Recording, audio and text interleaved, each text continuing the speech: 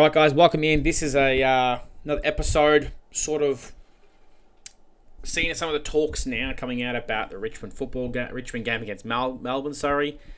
One that really sort of pissed me off, and I want to get off my chest, and I think it's a fair reason to talk about it. Stressful enough as it is for how the players have to play and how they're treated by the media. There generally always seems to be a negativity towards Richmond right now, even though everyone knows we're in a rebuild. Seems to me no matter what we do, we're doing something wrong.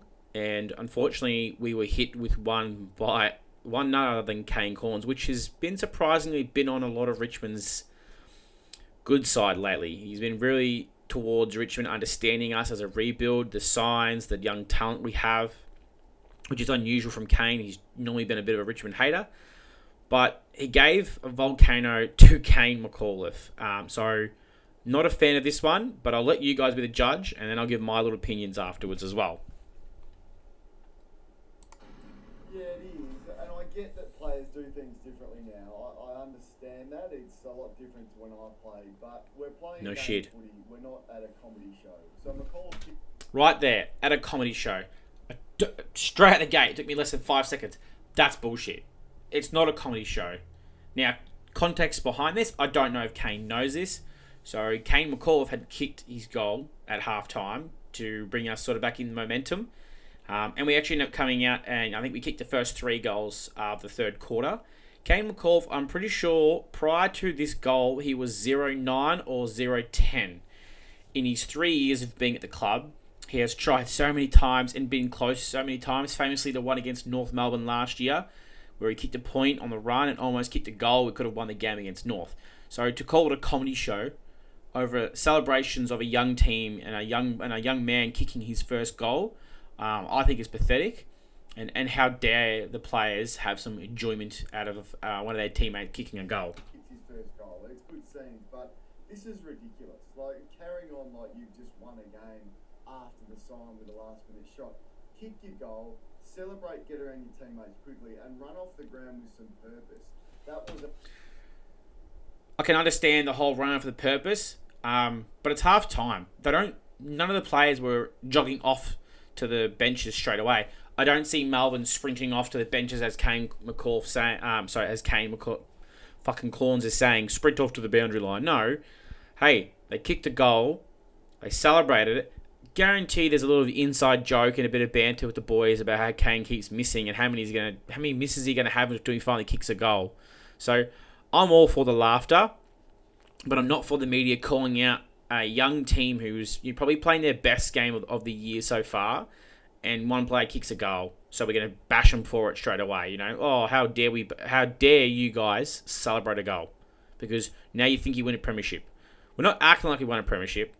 We're acting like a player took a bit of weight off his shoulder kicking his first goal in AFL after a lot of attempts. So let the boys enjoy the goal. Let them have some fun. Let them have some positivity going into half time, because when they kicked that goal, it got us back under. It was like 16 to 17 points away. So we were still in the game.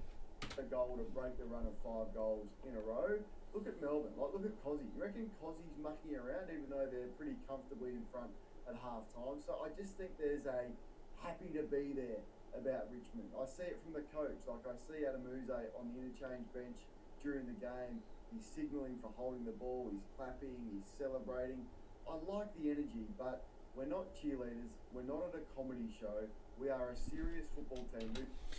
So yet again, back to this cheerleading bullshit. Now, Adam Uze is running a young team. What's he meant to do? Rip into the boys every time they don't do something right? And what does annoy me with Kane Cornes is he says all this bullshit, but he's never coached a game. He's never been in an assistant coach, an AFL coach, a head coach, anything besides in the media and when he played. A lot of these premiership coaches and now modern day coaches, Chris Fagan is a big one. He's down there sitting beside his player and talking, and you see Chris Fagan clapping, and when the boys come in and kick the goal, he pats him on the back and gives him a bit of a rah-rah and gets him going again. So we'll leave it at that for Kane Cornes, but that was just one that really annoys me when it comes to Kane. When young teams get a goal and they find something small to celebrate. Look, and D's are in a different stage from us. So D's have got a bit more of a more experienced list than we do with their youth as well. and they're at a different stage of their rebuild, or they're probably wouldn't be a rebuild for the D's. There's been more of a rejuvenation for the D's. So they're at a different stage. Of course, going to be a bit more serious about it. But there's plenty of times where they're down there and Melbourne's kicked goals and they're all laughing and having fun with each other at half time. Hawks did it. Plenty of clubs do the big celebrations, and Kane McCauliffe, if we were winning, I guarantee you, if we were winning, Kane would be sitting there going, look at these boys getting around each other, happy, they're proud, they're winning games, they're pumped, they're a good team, they're celebrating as a group. You can see the connection, the continuity between them, and they're going the right path. But it's because we're losing, and that's all it is. If we were winning, it's a different story. I guarantee that right now. But at the end of it, Kane Corns, have a fucking cry about it, get over the shit. It's a young team, we're learning, we're getting better as we go, and deal with it. Alright guys, that's it for this episode. Probably a bit more of a rant, but let me know what you guys think in the comments below. Has pretty much Kane had a little cry about some really useless information to give out to people just to get a bit of headlines? Is that what it is? Is it just a headline because he knows it's going to piss off the Richmond fans? Alright guys, until next time, go my Tigers.